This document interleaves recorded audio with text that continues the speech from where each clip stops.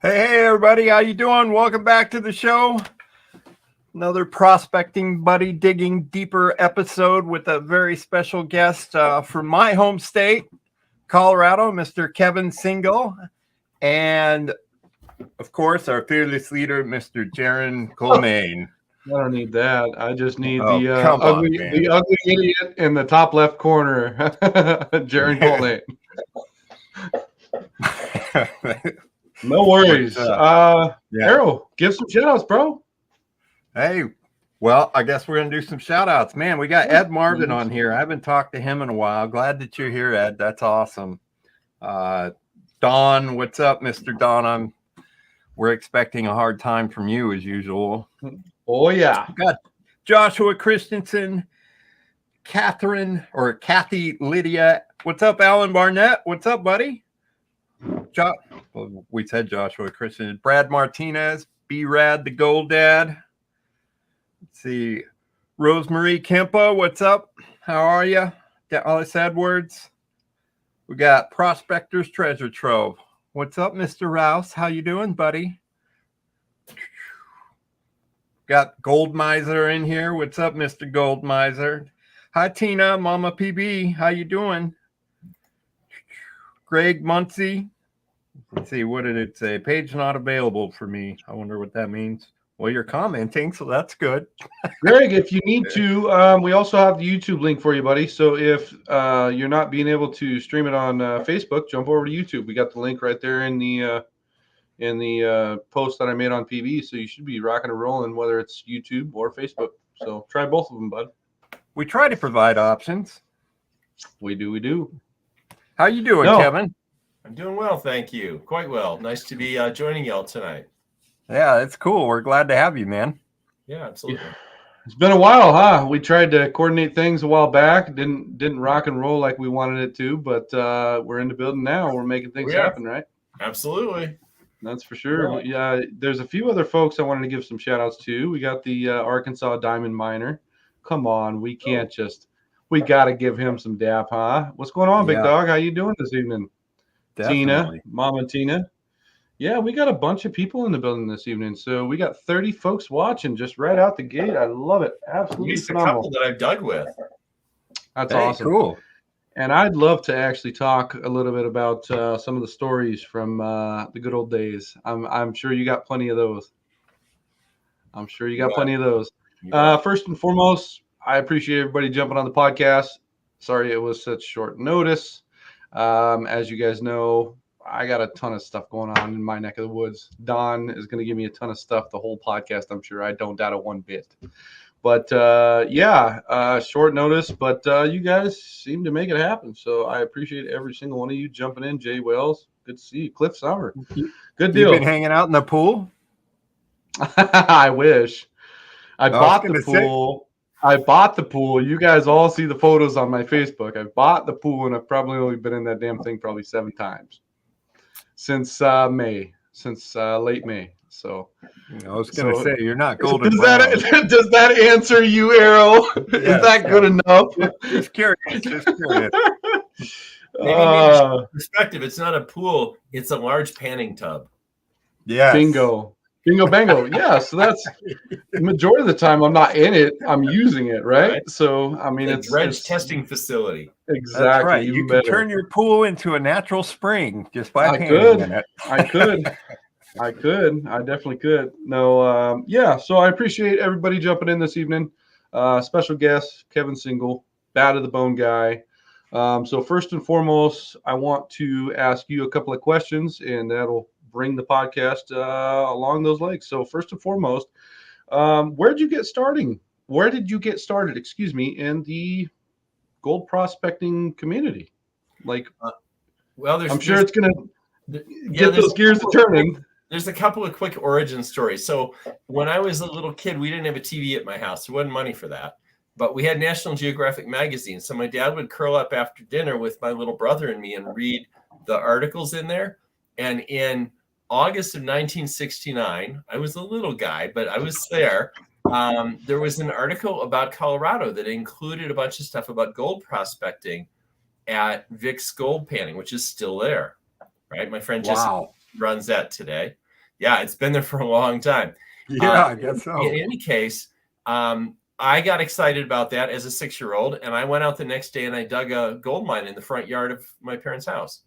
Now, the good news was it was a brand new build and there was no grass. It was just dirt. So I didn't get in trouble for digging a hole in the grass or anything like that. But I came in with some shiny rocks and I'm like, look, Mom, I found some gold. And I knew it wasn't gold, but that was the beginning. And a good friend of mine, Dirk Helmke, who's in my Facebook group, about a year ago for my birthday, found a copy of that magazine from August of '69 and mailed it to me as a birthday gift, which that just blew me away. Dirk's the best, right? It was super awesome to actually see that article awesome. and read it and be like, wow, that's what inspired me.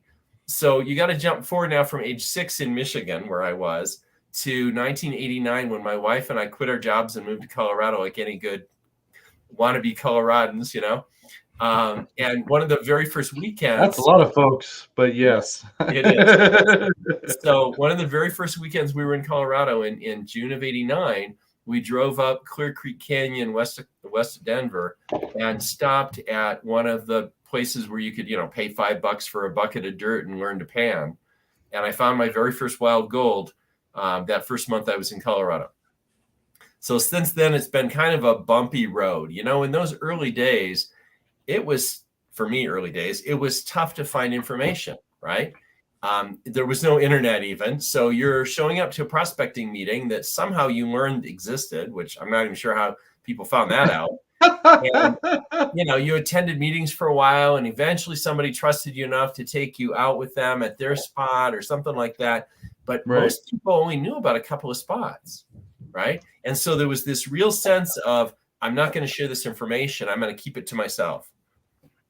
And frankly, I got frustrated. I had little babies and I decided, I'm going to be the daddy. I'm not going to worry about these things right now. And I also am a home brewer and I stopped brewing in those days too, because, the kids came first, right? Always.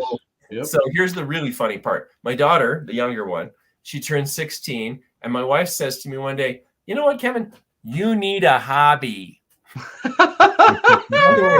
You're in my stuff. You're in your daughter's stuff too much. We're all into that same, right? Where your wife tells you, dude, yes, I love you to death. Get the hell out of the house. Exactly. Go dig your fingers in something else. Something like that. Yeah. So what I said to her though is, oh, honey, I have hobbies. I just haven't been doing them for the last decade because we've been doing the kid thing. So I pulled out my gold pans and, started looking online. And of course, now we're talking 2010. I have to do the math in my head. Yeah, somewhere like 2009, 2010 timeframe. And there was more information online, but not a lot more. Almost all the websites had the same 4 to 6 dig sites. In Colorado, that would mean like Arapahoe Bar, Capture Creek, right? Just this really short list of sites. Arrow, you were talking, I think, earlier about going to Washington and 70th area on Clear Creek. That was one of the places people knew about. But it was a really short list of places. And I was like, this doesn't make any sense. There's got to be a lot more places you really could dig than that. And the unfair advantage I had over most people is that my wife spent her career in state and local government. And one of her roles was to be the liaison between the city where we lived, right? She was their employee, between them and all the other layers of government that overlap the city in some way. So that's awesome. Yeah. So she learned a ton about different layers of government and, what does public land mean? Well, there's DNR, the whole works. Right. Money. And all the way down to the county, the city level, and even things like in Colorado, we have stormwater authorities that own land. Okay, what are their rules? Wait. Say that again? Yeah, for everybody watching, say that one more time. Stormwater authorities. So where one county water flows from one county into another and can cause flooding, it's a big issue, right? So, for example, down where we used to live in Arapahoe County, a big chunk of Douglas County, like Highlands Ranch, if you happen to know Metro Denver, is uphill from western Arapahoe County, which is all developed. So if there's a rainstorm, all the water in Highlands Ranch dumps down into, right?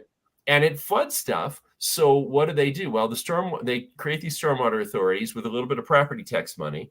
and they buy a chunk of land on the boundary, and they build like a stormwater retention reservoir to catch the floods. Yeah, Wait a so minute, it doesn't they're flood our into land, the right?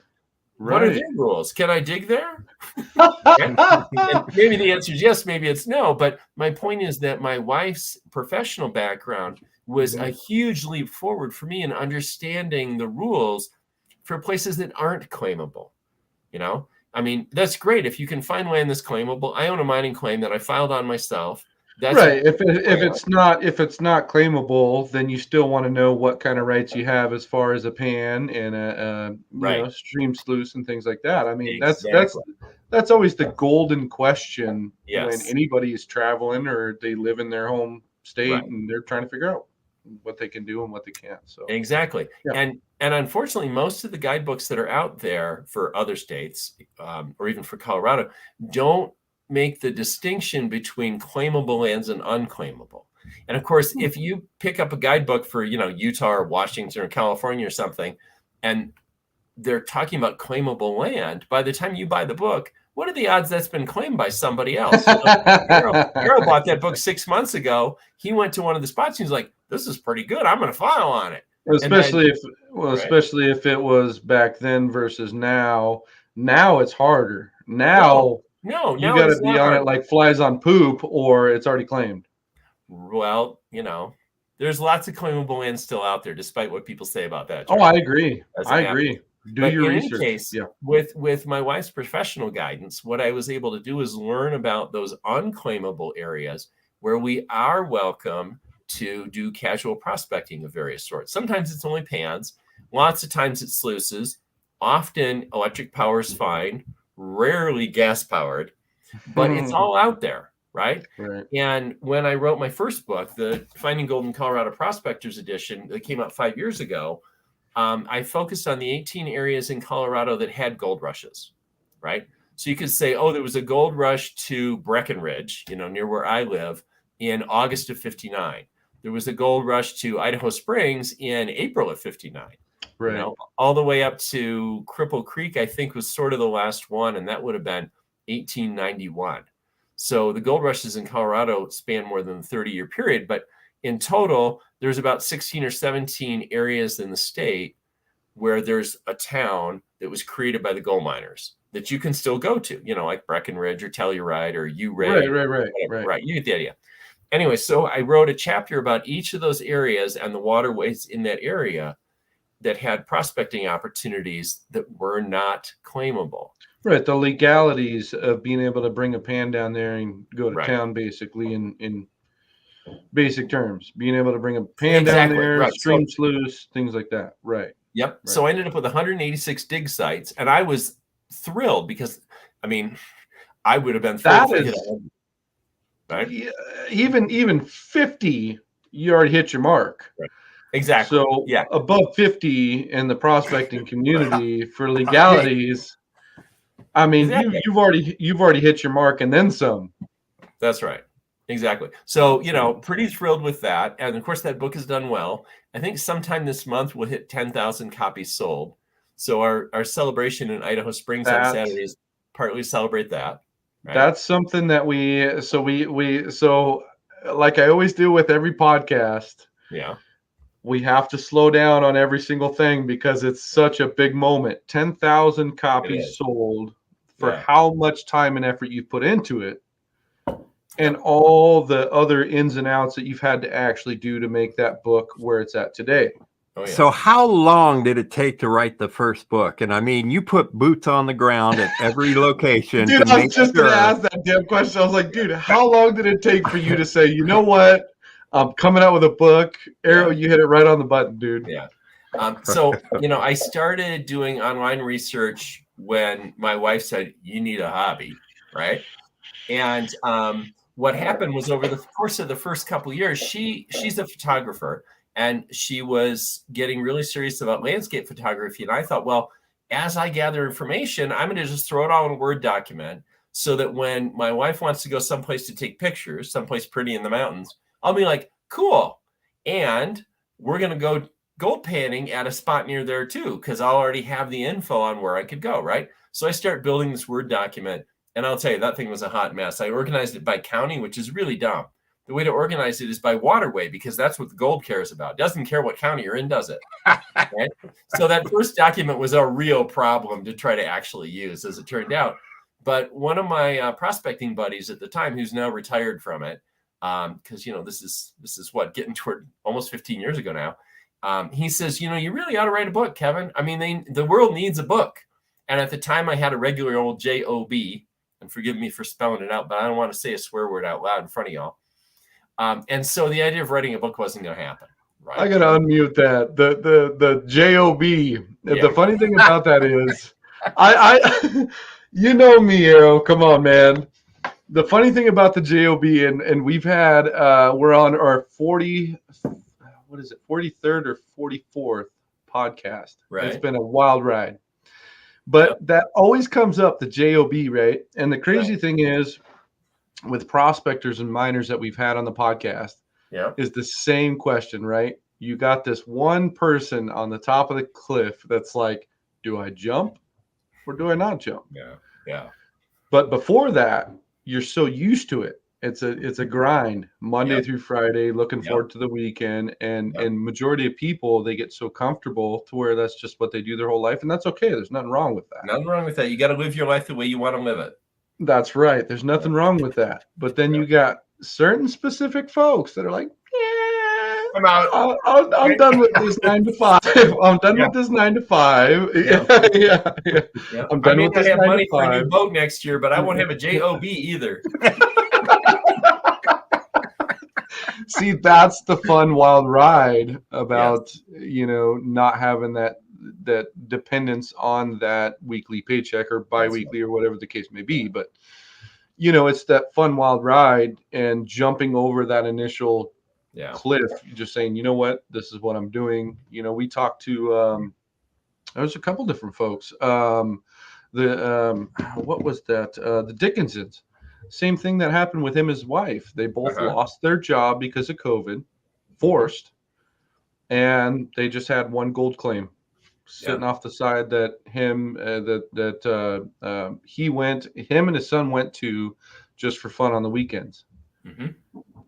Well, now if you look, the Dickinsons are part of the GPA claims. Yeah. They're huge. Nice. So, whether it's forced or you jumping on that boat and saying, you know what, I'm doing my own thing, that's still a tough pill to swallow. There's no doubt about that. Yeah. That's scary, right? My wife and I both did the same thing at about the same time, too. So it was a challenge. There's no doubt about that. And, some of it's really weird. I mean, this is not really about gold, but when I was a working guy with a regular, JOB, I don't remember. I love this guy. I didn't remember my dreams in those days at all. But as soon as I stopped having a boss, I had the most weird dreams about work. Right. Routinely for the first couple of years. I was like, what the heck? I don't do this anymore. Why am I dreaming about this now? You're still waking up at that schedule, the whole thing. Yep. Yeah. It's funny. I had a good friend of mine that I worked with the company I've been at. I've been there 10 years in August. And 2 years ago, we had a guy, he was 64 years old. And he was like, I'm just kind of done. I can work probably till 68 if I'm lucky. My body will probably give me that. But, he kept talking, I'm done. And then finally one day he came up and I got to be really good friends with him. We're talking barbecues over at his place. His two sons, I'm in the freight business. His two sons were drivers, the whole works. And the funny thing is he came up and he said, you know what? I'm done paying the man. I want to pay myself. And he retired. He was done. He put in his 2 weeks and he left the day after. There was no more. He just disappeared. I think we lost Kevin. Uh-oh. There he is. He's back. He's back. Sorry about that, guys. Yeah, no worries. No worries at all. Anyway. Let's try to fix this situation. Yeah. Okay. So, go ahead. Yeah, no. So like I was saying, I had a good friend of mine that got to that point where he was like, you know what, I'm done. And now he's waking up and he's like, why am I still getting up at 1:30 in the morning? He's like, I've been retired for a year and a half, 2 years, and I'm still getting up at 1:30 in the morning. It takes more than a year or two. That's the truth. It takes, well, and that's the crazy thing is he's done it in the freight business, same schedule for 30 years. Ooh, wow. 30 years. Yeah. And he still gets up at the same time without an alarm clock. And he's like, yeah, well, there's some mornings I wake up and I sit on the edge of my bed until I kind of get a little conked out, and then I lay back down and go back to bed. That's not so bad. No, But you know that. But if you're retired. But that's the gist, right? Is the 9 to 5? You know, you're I don't even know what they explain it as, but there's some part your subconscious that gets used to it, and it just becomes a normal thing, like brushing your teeth, like drinking some water. It just becomes a normal thing. So for a weird thing that happens to me is it seems on the weekends when I don't have to get up, I get up earlier. Which that's because you're excited about the weekend. Let's go. That's right. I'm like, let's make more time for the weekend. So. Unfortunately, that's not probably the case. Probably probably. I like to think it is. But for you, Kevin. So when you made that switch, right? Yeah. You said, you know what? I can do this on my own. I don't need corporatization. I don't need none of that.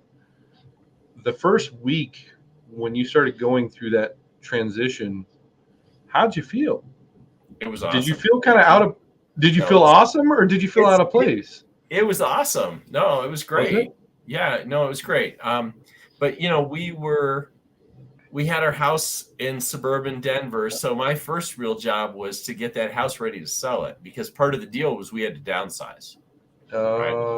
Quickly. So, you know, my wife and I both basically in 2016, February, March, April, we were getting that house ready to sell. So, you know, touching up every bit of banged up baseboard paint that needed touch up. And, you know, you can imagine just everything that needed a tweak, getting rid of stuff so the house showed well, all those kind of things. So it was a busy first few months, and I didn't really have to think about, you know, how weird it was. So your mind basically was tied up in things you needed to get done, versus your mind literally waking up one morning and saying, I don't have a job anymore. The second you woke up, it was like, I still have things to get done. Absolutely. Yes. And so watch your mouth, Jaron. It's JOB.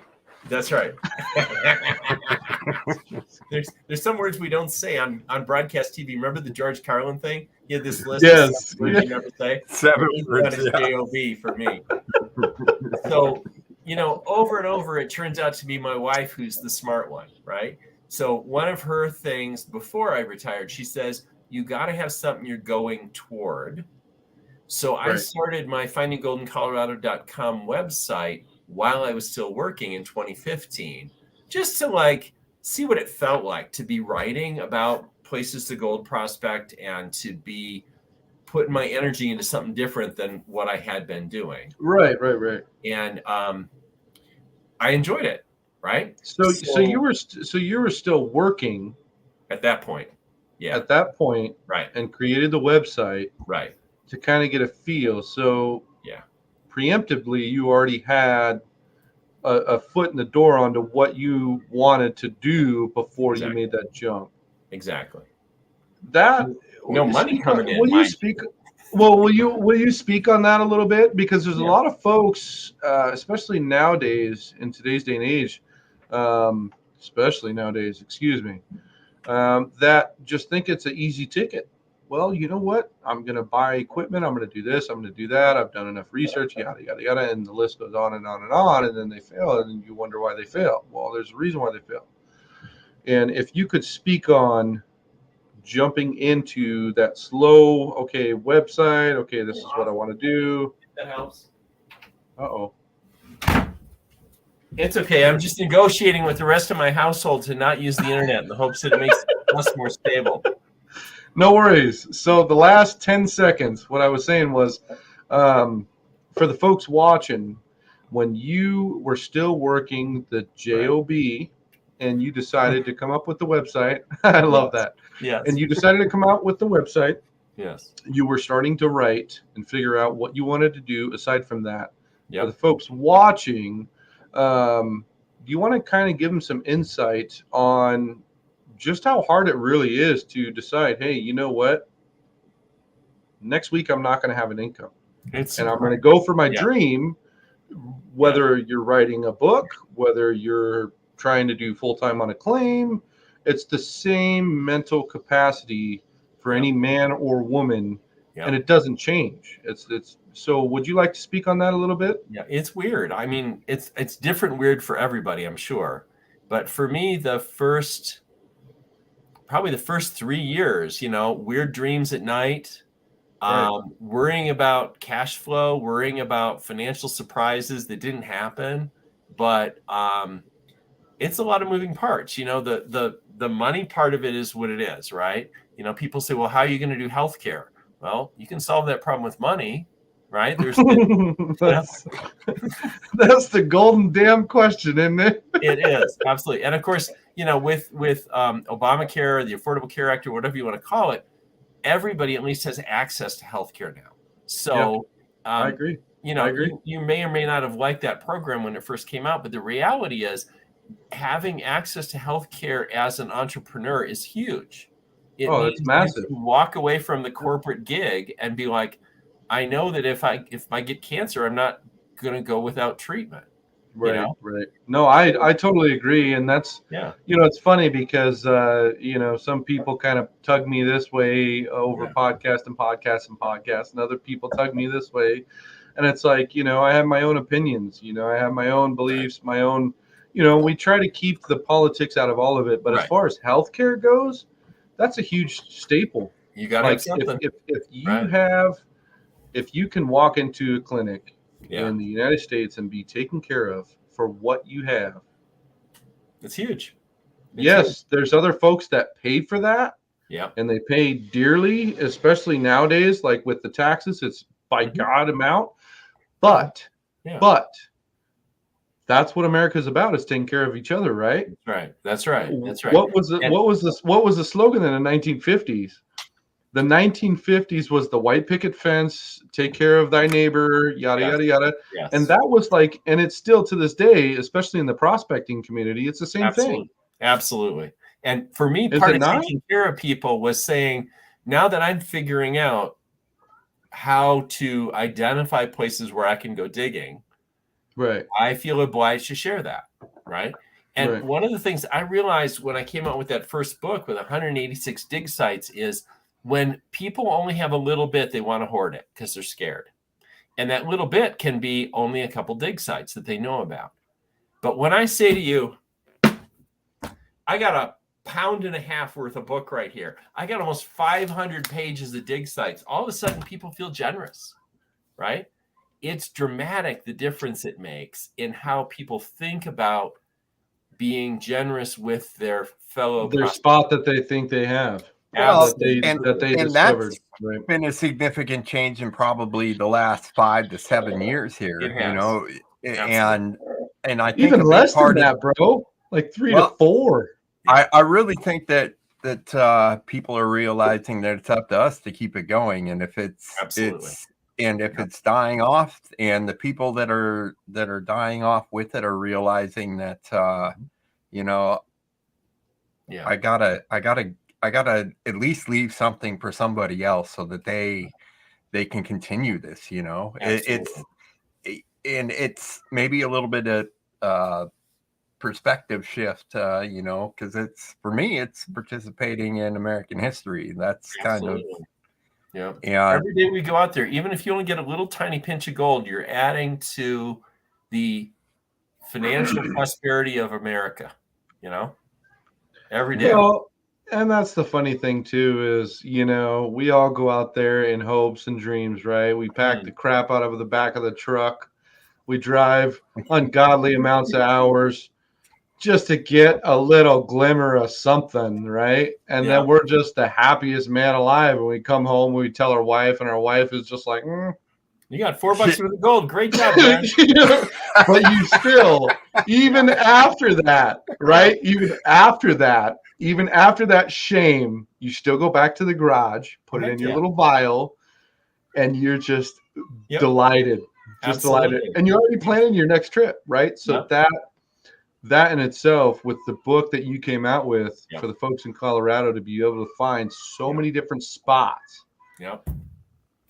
That's a win-win. That's why it's a big sale. That's why it's a big win. 10,000 copies. Yeah, man. Absolutely. You're approaching 10,000 copies. 10,000. Anybody can wrap their mind around 10,000 copies. I can't. I mean, honestly, I didn't think I'd have 100 dig sites, and I got 186 in that book. I was thrilled when I sold 100 copies. Give me 50 in Washington, and I will freaking clean your shoes. Give me 50 in Washington, and I will wash your car. Oh, that's not hard. There's plenty of places in Washington to dig. Absolutely. Okay, so let me rephrase that. Not on the east side. For the folks,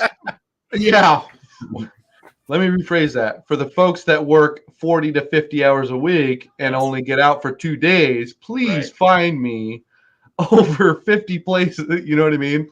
You want 50 places in King County? I'll bet you. Honestly, I mean, I'm not going to do it. I'll tell you that right now. But if I rolled up my sleeves, I'll bet you I can find at least 20 spots in King County that you can go to. Oh, easy money. Oh, easy easy. The biggest the biggest thing here is who manages the property. Snohomish, but it all boils down to exactly what you put into that book for legality. That's what I'm asking for. I'm not asking for it. That's what I'm saying. I'm sure I can find at least 20 sites in King County alone that are legal. Honestly. Right. But it gets better, right? I mean, some of the folks on this call already know I came out with a new book that just got released a month ago today, right? I saw The Wandering Prospector. My original idea with this book is by the time I published the first one, I had probably 10 or 20 sites that I just wasn't sure were legal. I wasn't sure what the status of them was, and I put them off. I'm like, I'm not putting that in the book because I'm not sure, right? You got to be locked in, sure. And by the way, one of the results of being locked in, the 186 sites in that first book, do you know how many of them we've lost in the last 5 years? Probably a quarter of them, maybe? 0. We have lost not a single one. We had 2 close calls. One of them that I personally had to engage in and kind of reassure the people that had a vested interest in that county land, what was going on. The other one, excuse me, we're telling them unless you want to hear it in the next hour of the podcast. But the other one, you're good. The local authorities decided they would put up a sign that said "Pans Only" because a person who lived literally in the neighborhood went in there with power equipment. Not somebody who bought my book, but some local jerk did it. Right. So they put up a Pans Only sign, which is kind of a shame because you used to be able to run a gold cube there, but whatever. We didn't make sense though. So 186 sites, 5 years, 0 lost. I'm amazed at that one. Okay. That's phenomenal. Right? So I finished that first book. I've got a few. Oh, sorry, Errol. What do you got? I was going to say, so how did Denver Metro, because it seems like there's a ton of spots, and it wasn't until well after I left that I realized I could have just gone down the street when I was driving across town. Totally. One of the things I tell people, Arrow, that live especially in a place like Metro Denver or Pueblo or Grand Junction is, what waterway is the very closest to your house, and have you even sampled it yet? And they're like, what? Sampled it? Can I do that? I'm like, wow. Common sense. Some places you can. You know, there was a creek running through my neighborhood where I used to live, and I went down there and sampled it. Right now, first I reached out to the Parks District people. Ended up talking to one of the people on the board of the Parks District, and she's a retired geologist. And she says, oh, that sounds like fun. Go right ahead.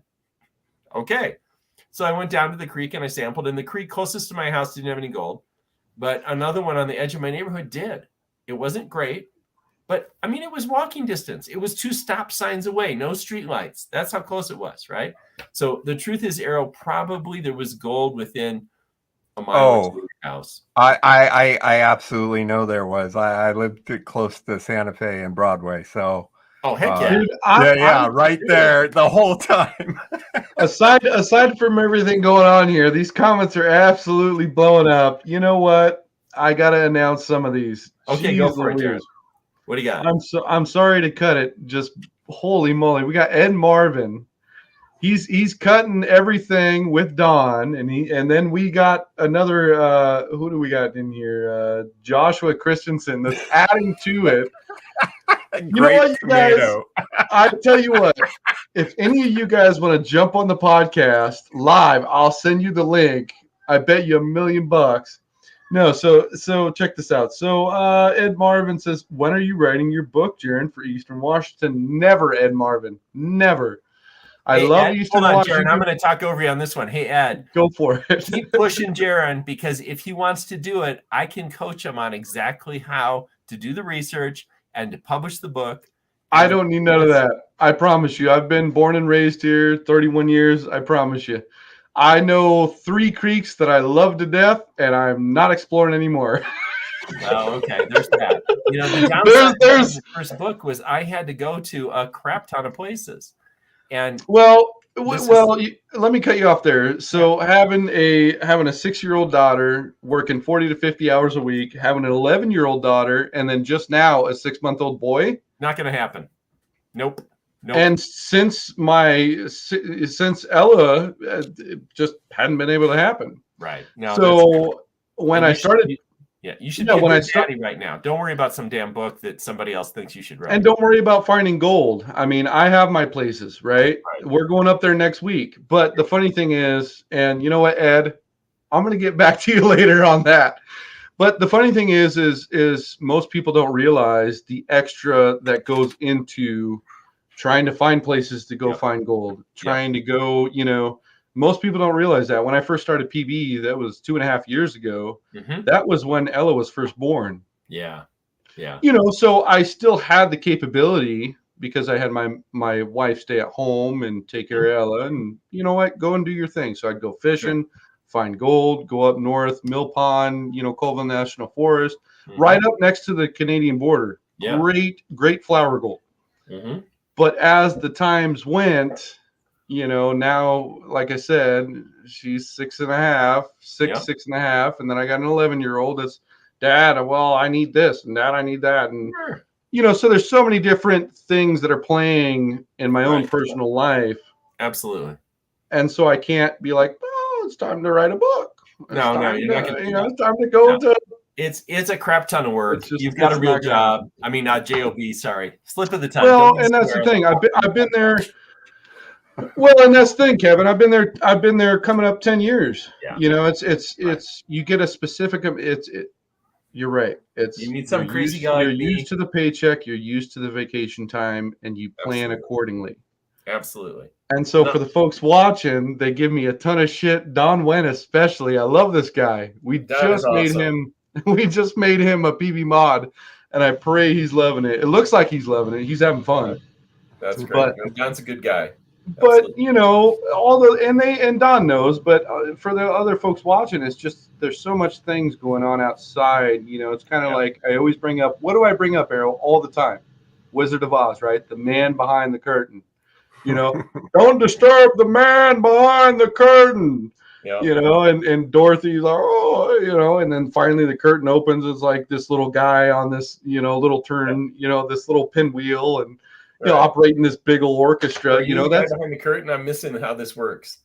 Well, the whole thing ties into that is, I'm trying to do so many things, and I'm just this little man turning this little pinwheel behind the curtain. I brought that up with him a couple of times that he needs to slow down because I don't know. I think my mind, with so much stuff I got to get done, I try to make it all play into everything. But the man behind the curtain, basically, for me, in that analogy is, you try to do so many things as a dad with kids, a full-time job, and nobody really sees the man behind the curtain. They see the bells, the whistles, the this turning, the that turning, but they really don't see the guy sweating his ass off behind the curtain, making it all happen. That's right. That's kind of the analogy I was trying to get at. And it's a ton of work to run a show like this, let alone all of Prospecting Buddy. It's a ton of work, right? I get it. Well, and the book. That's what I'm saying. In the book on your end, man. That would break you right now. So this again goes back. And that's what I'm saying. Yeah. Go for it. This goes back to my wife being the hero. So I retire in 2016. We get the house sold in May, and we move into this little condo. Downsizing is successful. Buy a nice pickup truck with a cover on it so I can put all my prospecting gear in it because I don't have a garage anymore. right? We did eventually buy a garage. It came with a little house, but for years I had no garage. I had the Usually truck. I don't. think that's most our dream is to have a big garage that came with a little house. Yes, that's exactly what happened. That's exactly what happened. Yeah. Oh, I got a little modular house with a really big garage. So anyway, Perfect. it's summer of 2016. I'm starting to do research in earnest to get the book done, right? We get into the winter of 2016 and there's not as much research going on. And my wife says to me, well, when are you going to get this thing done? People need this book. And I said, well, I figure it's a 6 or 8 year retirement project, which would mean about now the first book would come out. And she's like, no, Kevin, people not need gonna happen. this book. They need this book. Get to work. And I said, wait a minute. I retired for a reason. I don't want to work that hard. And she says, yeah, but people need this book. So that winter, we planned a whole bunch of travel in 2017 around the state of Colorado. We did 2 and 3 week long trips with our travel trailer to different parts of the state. How did you hold on? Let me stop you there real quick. Yeah. I'm sorry, and I apologize for cutting you off. How? What? You're talking 2-3 week long trips, Right? around the state of Colorado. Yep. And you guys were just okay with that. It blows my mind. That is awesome, but it blows my mind because most folks that are watching the show, it's like 2 to 3 week trips on end, right, in a travel trailer. Yep. What? And you said a whole month? We did a whole bunch of those trips. That's that summer and fall, one after another. Yeah. So for one season. Yeah, right. So through the course of, June, July, August, September, October of 2017, every month we did 2 or 3 weeks in the travel trailer going to a different part of the state. And I would hit 5 or 6 dig sites every day at a minimum. And of course, what I'm doing is, if I find gold in the first couple pans, I'm like, okay, check the box. Let's go to the next one. Right. So Laura's sitting in the truck sometimes she's taking pictures. Thank goodness she did, because we needed them later. But, I'm jumping out of the truck, dashing down to the river, the creek, doing a few pans. If I find gold right away, which usually I did because I'd done my research, I know where the gold is, right? So I'm jumping back in the truck and we're going to the next one, right? Off we go. Boom, boom, boom. So it's very fast paced, and it was a lot of fun, but it was also very intense, right? So we get through the end of the camping season, if you will, and I still haven't done some of the areas that are closer to Denver. And so the stuff that's kind of, on I-70 between Silverthorne and Denver, if you will. So you got Idaho Springs, you got Clear Creek, Central City kind of areas, and those kind of areas. I did those ones basically through the winter, so some of that was busting ice to get it done, and some of it was just cold, right? So you learn the glory of neoprene gloves, I'll tell you that. But my friend Dennis Henry was just tough as nails and did a bunch of that prospecting with me. Because, in the wintertime, it's a little more dangerous. You don't want to go alone. Having a buddy, a prospecting buddy, to reference a brand name here, is important for your own safety. It's not enough to carry your bear spray. Right. You've got to have a buddy. You really do. Happily, I never had a dangerous incident. I did manage to sit down in ice cold water one time that rapidly ended a day because I got water in the hip waders and you're done. At that point, you crank up the heat before you get hypothermia.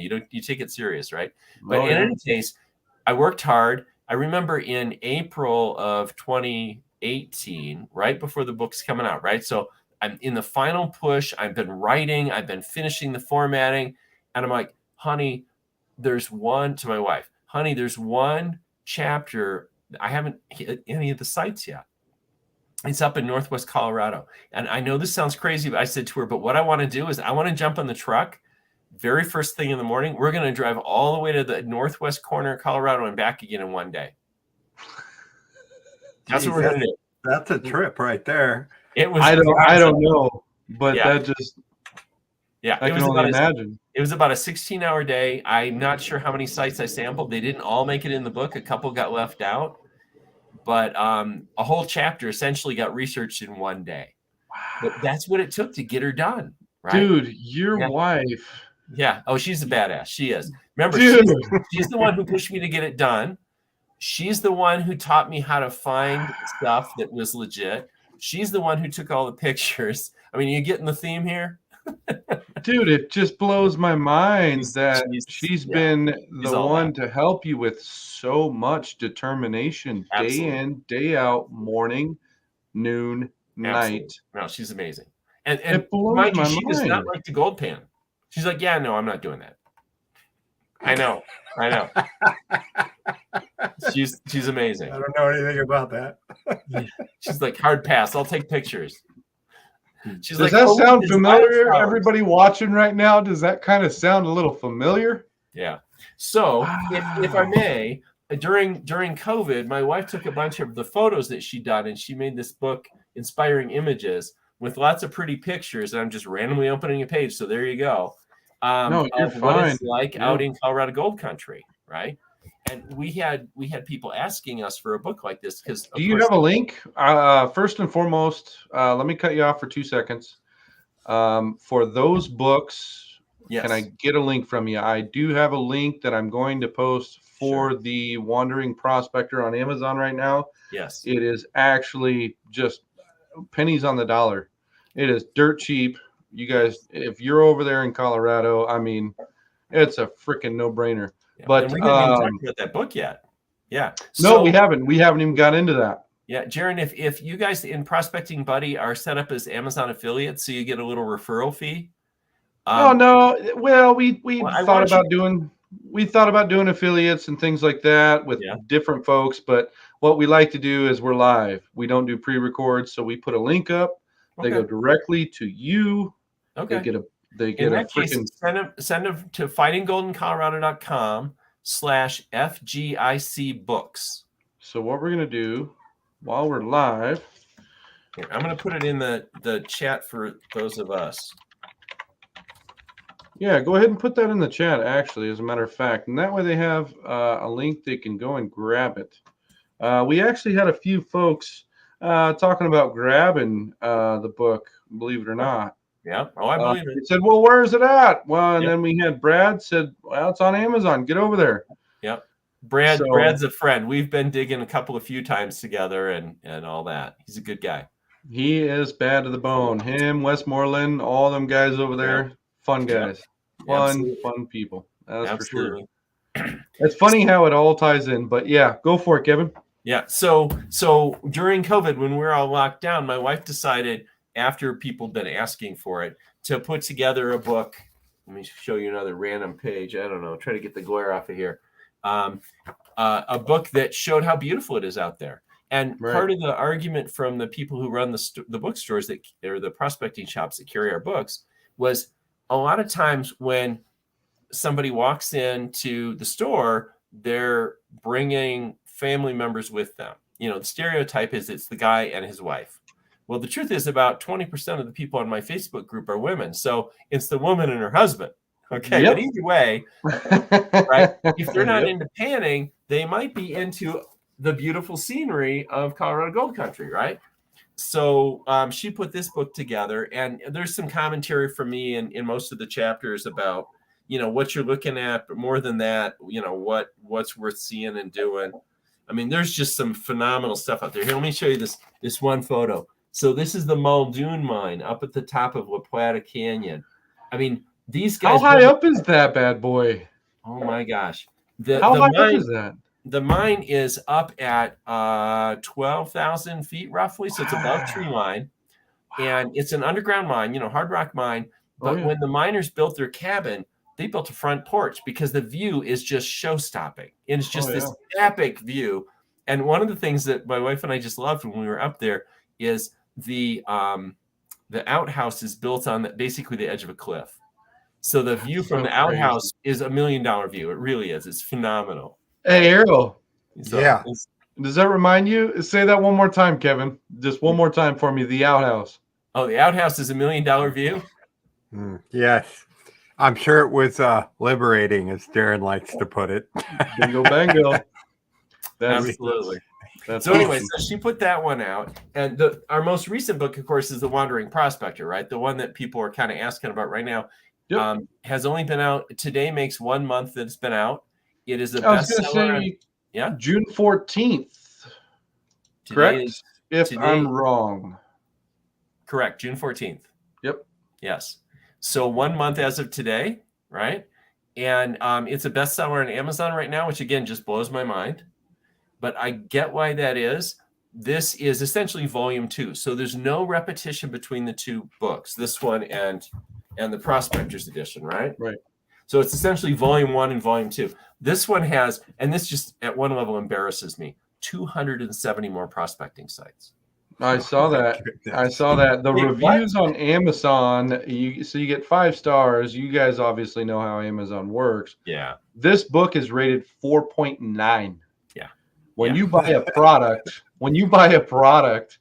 you don't even get 4.9. You get maybe 3 if you're lucky, and then you go through all the reviews to see if it's worth your coin. So 4.9, it's obviously where it's at. You're kicking butt and taking names, Kevin. Absolutely. So it's a bestseller on Amazon, which just blows my mind.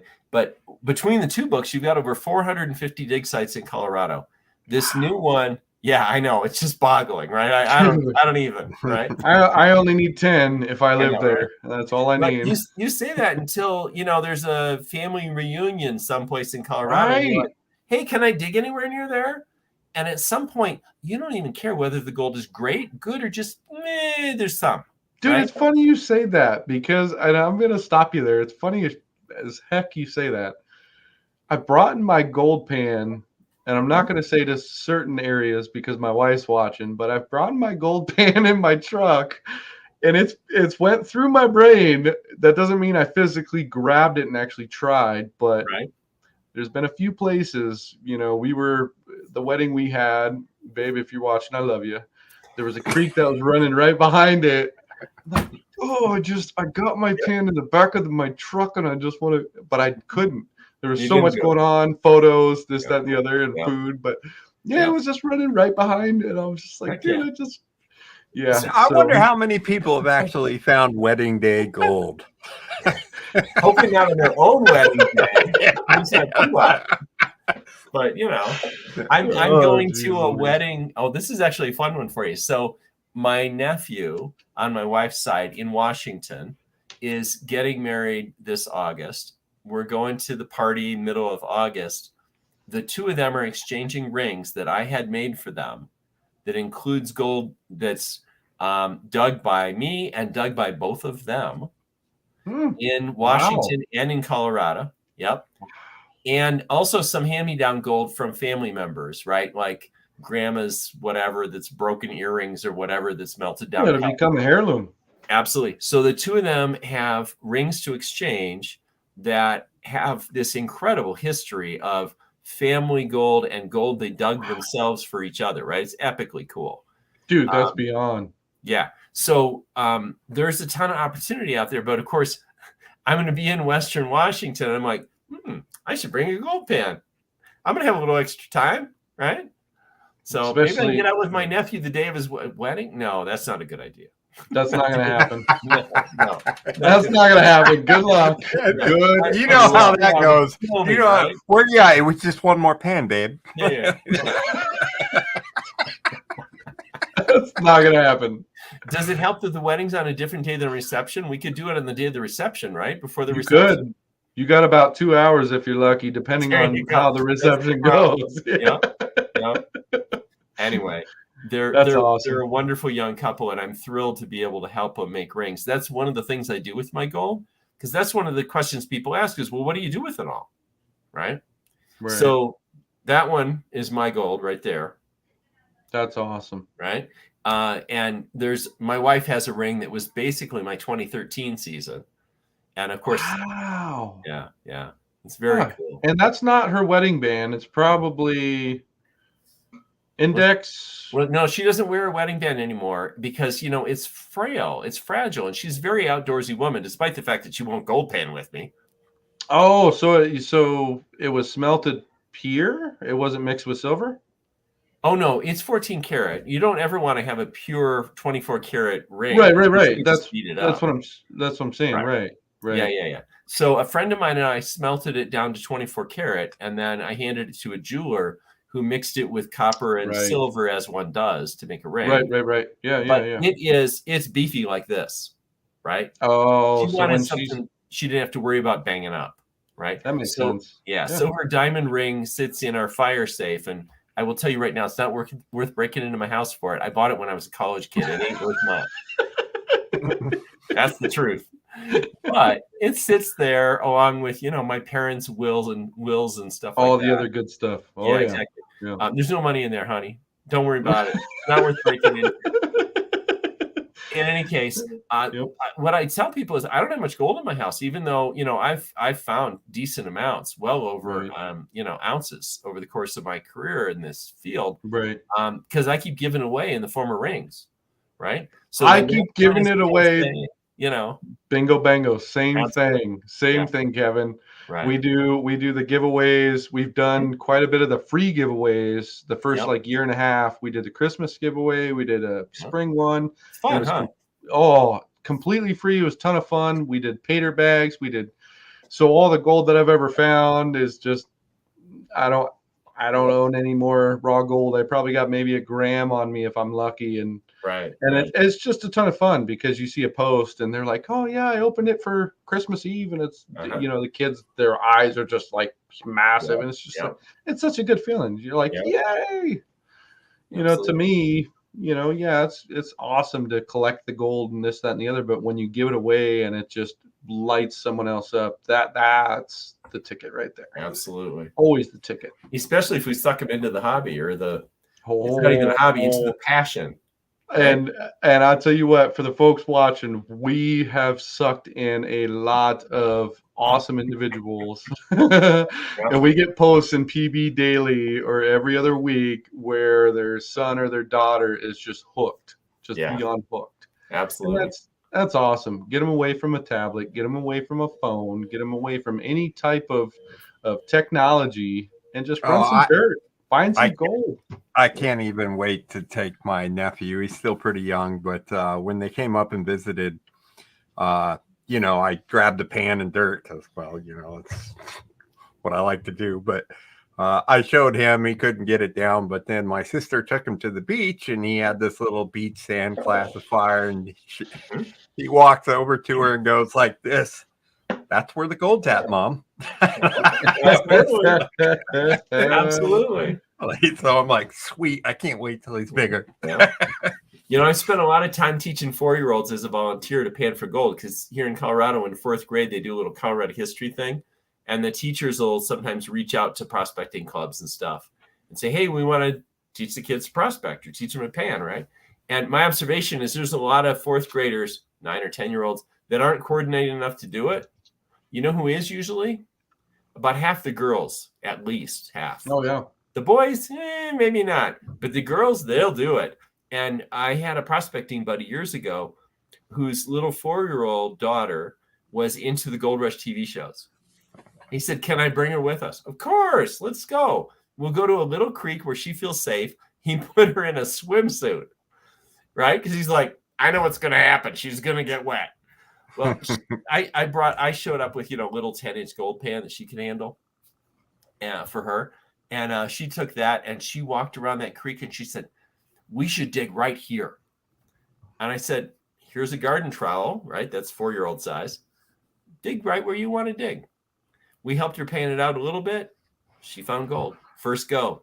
That's awesome. Now, I will tell you, it's hard not to have gold from that creek. If you dig anything that looks like it might, it's gonna. But still, That's 4 awesome. years old, she found her own wild gold.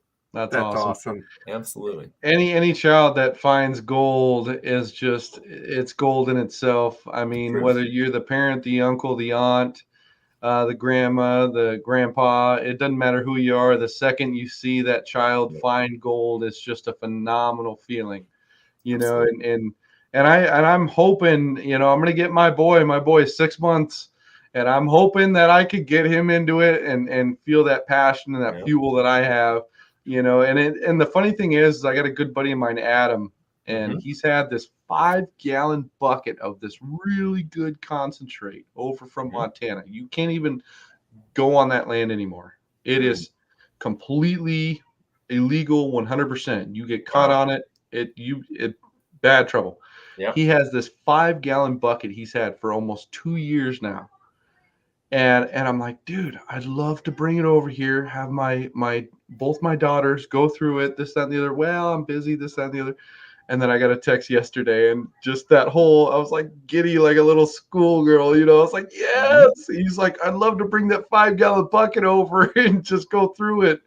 And it's a good feeling, even as a grown man, you're just excited. You're like, okay, Absolutely. and I know my daughters will just have a blast. Yeah. I had them running the sluice. I think it was like a year and a half back when they were younger. I set everything up in my garage. We had the mats running. We had plenty of dirt to run through. And I tell you what, I just sat back, cracked a beer, and they did all the work. They were scooping every single scoop.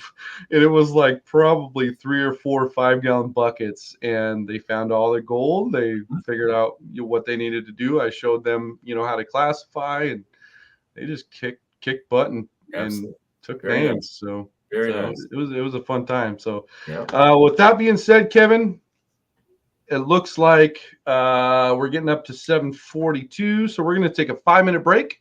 Okay.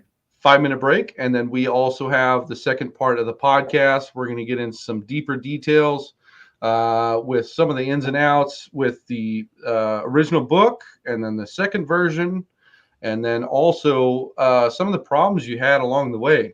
Of the, you were telling us that you went on 2-week excursions, 3-week excursions to try to find in all these different creeks to pan. So the second part of the podcast, I'd really like to get into the details, the hard parts.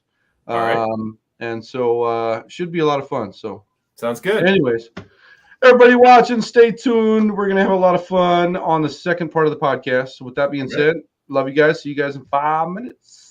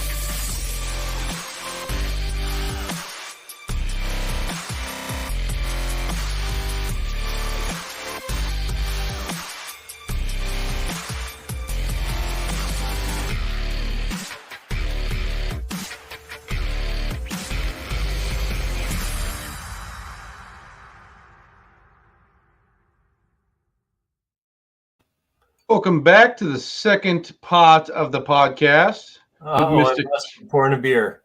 Uh-oh. That's a good thing, not a bad thing. With Mr. Is it fruity?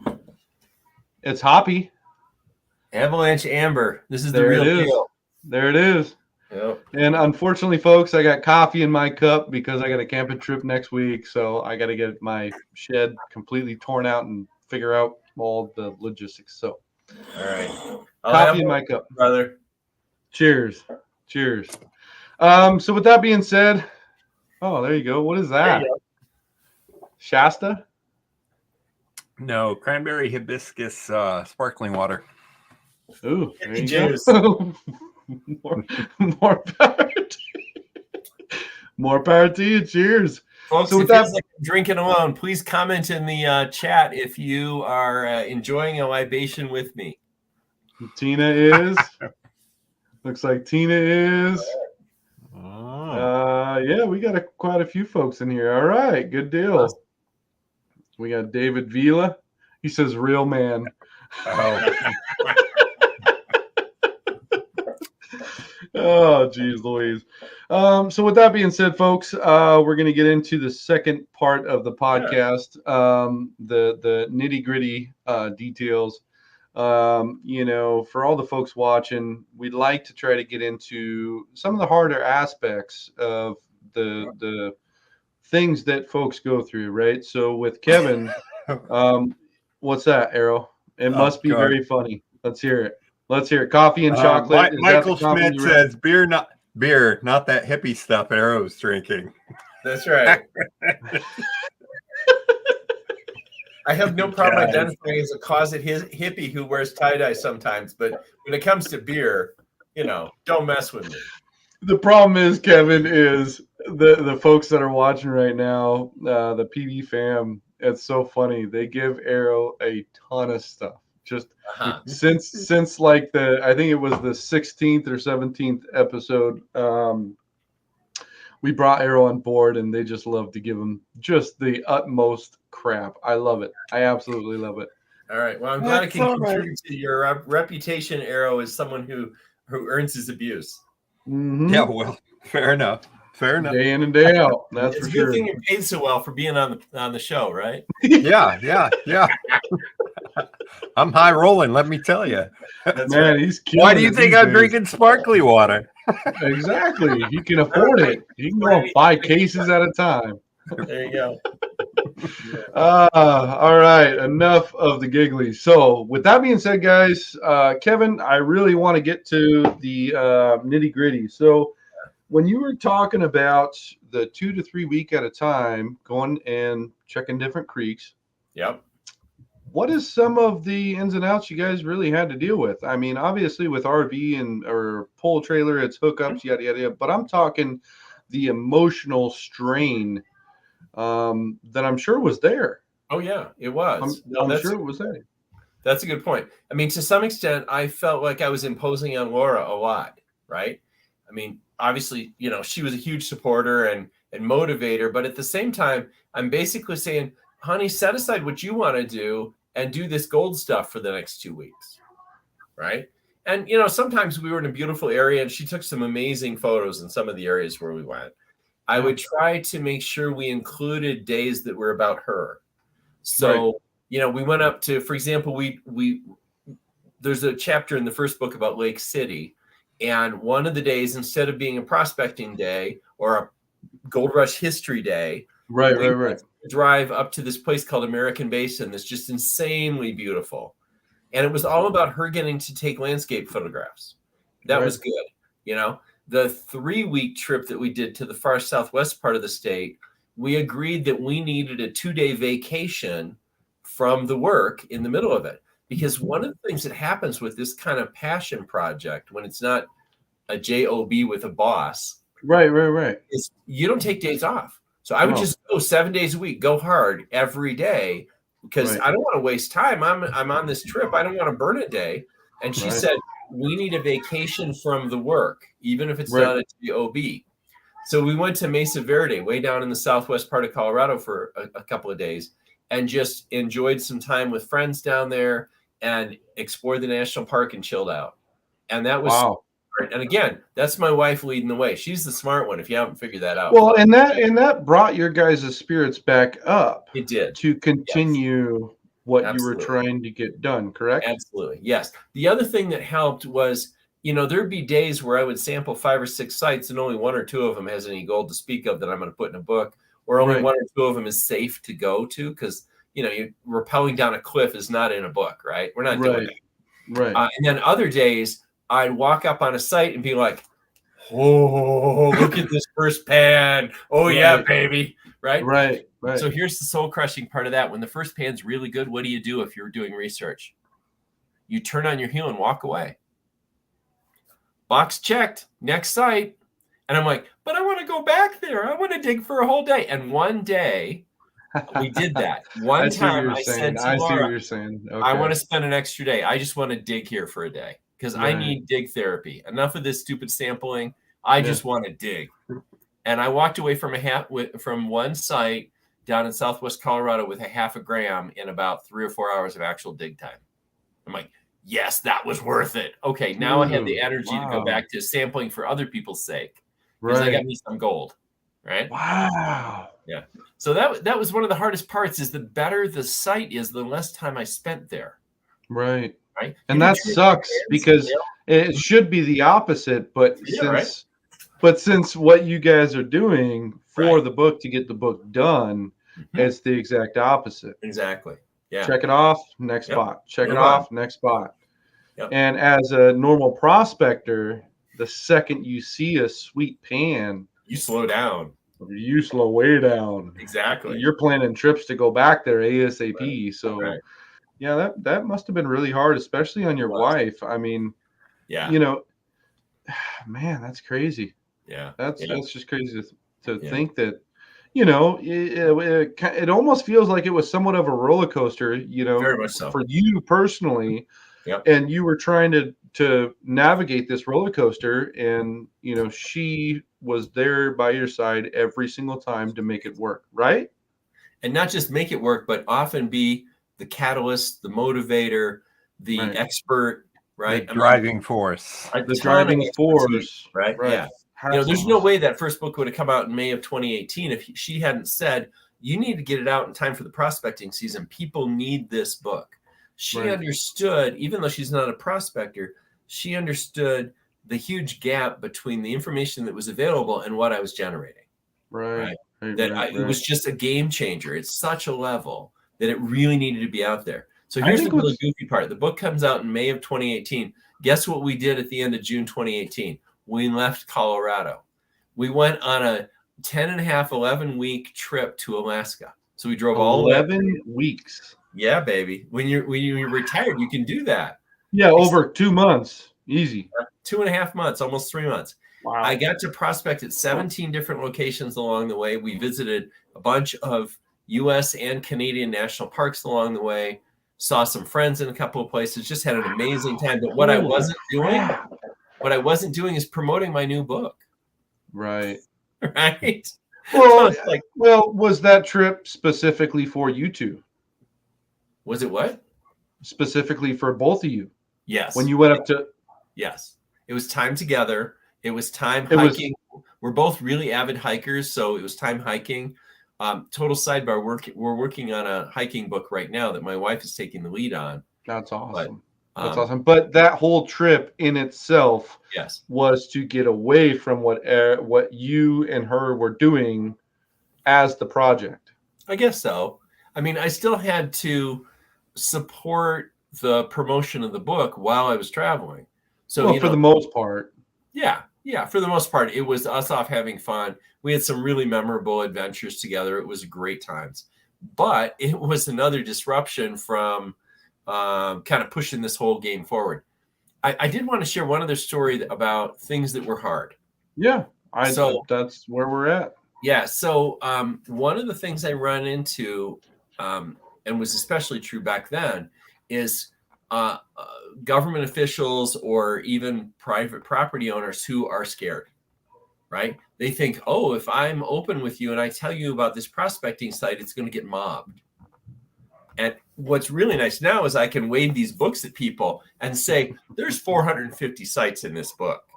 Do you really think 450 sites are getting mobbed by anybody? Right. The truth of the matter is the majority of sites in that book get exactly 0 visitors per month. 0. Right. Because there's so many sites. But in the early days when I was doing the research for the first book, like I showed up in Fairplay, which, you know, is famous for its gold, right? I mean, the name of the town was gold prospectors who got a raw deal other places and said, we're going to treat people right here. We're going to even name our town Fairplay, right? That's so bad to the bone, man. It is. It totally is. Yeah. And that was the location of the largest dredge, right? The largest dredge in North America? Commercial absolutely dredge. True. In fact, that dredge didn't get disassembled until, the 1980s or something like that. They took it apart and shipped all the stuff that was worth shipping. They shipped to South America to another dredge site. You can still see a bunch of the tailings from that dredge. A whole bunch of those tailings are now owned by a sand and gravel company that is very slowly using that pile of material to do other construction projects and whatnot. But there's a ton to see. We can talk about the gold that they left behind in a second. But what I ran into when I was in Fairplay was I went into the local ranger office and I says to the nice man, so tell me about gold prospecting opportunities in the national forest around here. That man clammed up so fast you couldn't believe it. Why did he do that? Well, do you remember that Gold Rush TV show? Y'all have heard of that one, right? They were in They were in Fairplay at the time, right? Todd Hoffman and his clown crew, if you'll forgive me being rude about how they were doing that show back then. No, I agree completely. Right. So they were in Fairplay at the time, showing up in town, showing up in the bars, doing stupid stuff, getting in trouble with the local authorities because they were like digging off of the land they were allowed to dig on, cutting down trees they didn't have permits to cut down. Just doing stupid crap that they did not have the right to do whatsoever the whole entire time. Exactly. It was a clown show. And so what the ranger said to me is, because that's already on TV and they're still here, we're getting lots of people who are just showing up, just going out in the forest and digging holes.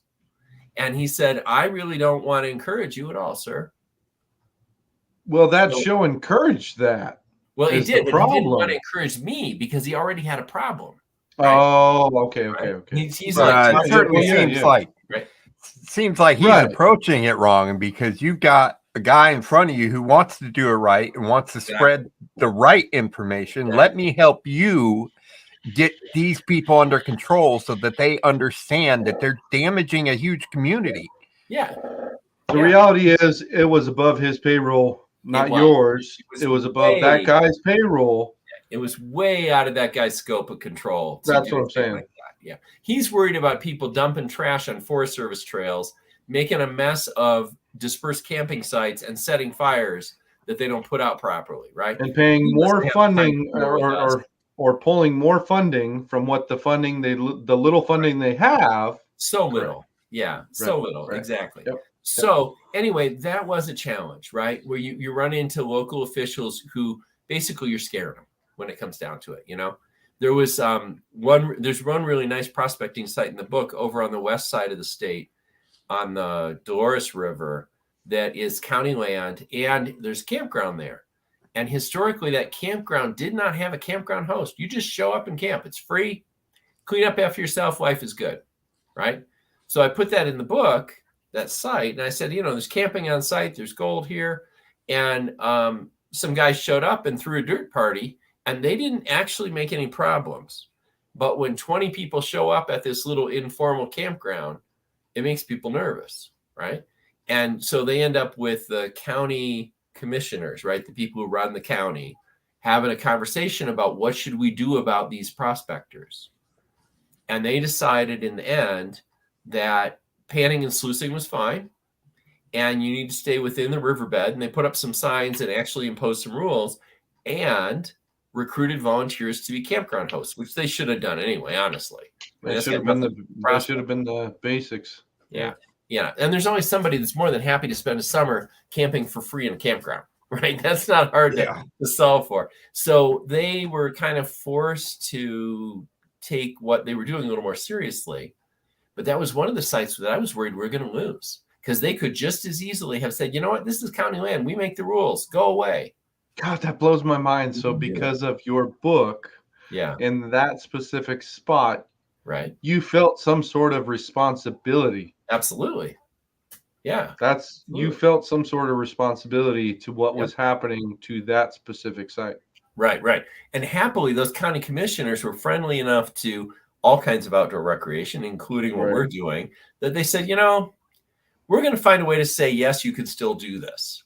Which is awesome, because that never happens. It's usually we're going to cut it off, close it off, you're done. Yep, absolutely. We've had a couple of close calls like that, which are always scary. But like I said, we have yet to lose a site. Out of 186 sites, we've lost exactly 0 so far.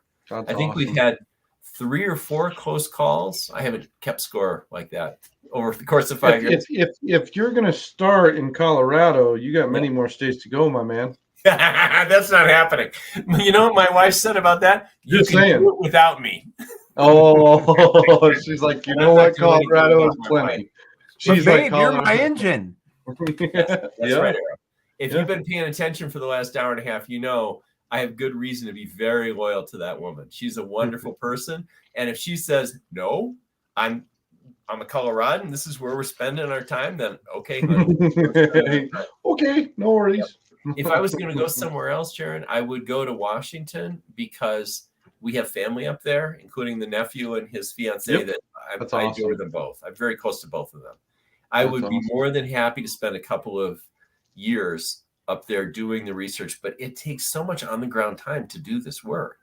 And that's the reality of it. That's why I wanted to get into the second half of the podcast with the amount of time that you and your wife spent on the ground, the footwork. Yeah. You know, the fuel, the food, the miles laundry, on my pickup truck. The whole of that, it you know, most folk don't really realize just how much goes into all of that.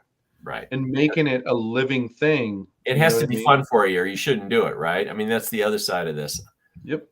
But it is fun for me. And you know, my wife likes getting out there in the wilds.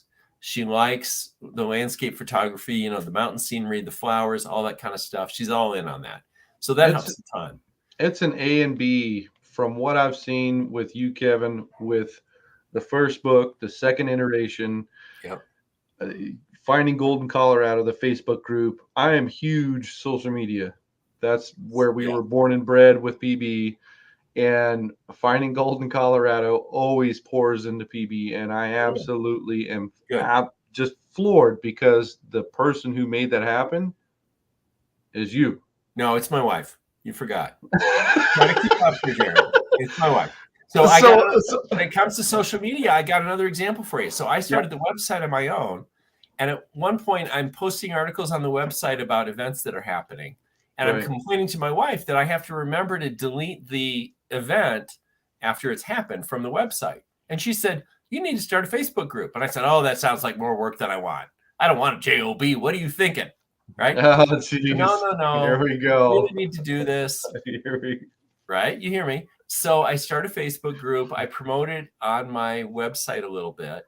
And I've got, 150 people in the Facebook group. And I'm like, sweet. Now I can tell people about special events. Like when there's a tour, we have one really big gold mine in Colorado that produces 250 to 400,000 ounces a year.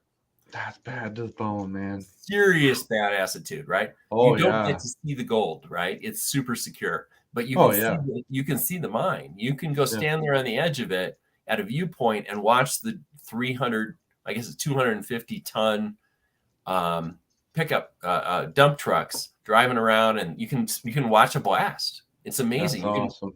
It's really cool. But anyway, when they have special events where they let you tour in the mine, like down into the pit, I wanted to be able to talk about that, right? Things like that. So she says, you need this Facebook group. So I set up the Facebook group. That group doesn't have 150 people in it today. It's got 17,200. And why does the group exist? Because my wife is smart and I'm not, but I listen to her. So she must be the admin of that Facebook group, right? She's not watching the show, is she? She's not watching the show, is she? She's Well, not she watching is. the show. No. She's out on the front porch talking to her sister on the phone right now because I asked her to get off TV so that we'd have a better signal for this call. So once again, I'm imposing on my wife to make this happen for y'all. That's absolutely awesome. She's amazing. She really is. She is a phenomenal person to be able to make all that happen, especially with social media in today's day and age. Yeah. With the way social media works and the following you have, the success of the book, 10,000 copies, close to 10,000 copies sold. No, it's about today. It's 10,000. So you can call it 10,000. Call it 10,000. Yeah. I mean, that's awesome. That's awesome. Kevin, I appreciate you jumping on here. Heck yeah. It still blows my mind who you are and what you've made happen for Colorado. It blows my mind. And we've tried to have you on the show 3-4 months, 6 months, almost close to a year ago. And just, we all get busy and things like that. But to have you on the show tonight blows my mind. And unfortunately, go for it, Errol. I got to find a way to get out there and spend some time because, come dig on my claim, Errol. Yeah, you betcha. Are you up on the Arkansas? No, I'm right here on the Blue River near my house. Oh, nice. My first claim was about an hour and a half drive away, like you'd get on the Arkansas, but it wasn't. It was the other direction. But I decided it was too long of a commute. It felt too much like a job, and I wanted a closer claim, right? So I went and found one and filed on it. And the neat thing was when I filed on it, it was mostly lots of flower gold. But once I spent some time on it, I found the bigger flakes. So come on out, Arrow, and I will hook you up with the bigger flakes. You got to come late in the summer or in the fall when the water levels are low so we can get out in the gut of the river. Right. It's out there, man. Come on and get some. All right. Bad to the bone. Everybody watching, I love you guys as usual. I appreciate you guys. We got another podcast in the next few weeks. This time we'll be on time. Again, Kevin, I apologize. With camping trip coming up, it's literally the one camping trip I'm going to get this whole summer. So, we kind of got behind on the times, but I tell you what, it was a phenomenal turnout. We had a lot of fun guests on here. Ed Marvin in the building. We had Alan Barnett. I mean, just the amount of folks that jumped in to spend some time with us out of their day. It's just an awesome thing. That's Kevin, you guys are great to spend some time with. I really enjoy this. Kevin, like I said, we'll have to have you back on. Yeah, I was going to say. Yeah, and anytime you want to try to announce anything for doing something in Colorado, let us know. All right. Anything. Tell some more stories. I got lots more stories. Anything you want to announce, a new book for a different state, maybe, No, but anything you want to announce, PBE loves it. Yes. We love everything you're doing, everything that you're about. I mean, absolutely awesome. Thank you. With that being said, love you guys. We'll see you guys on the next episode. Get out there and find your gold, people. Get out there. See you guys.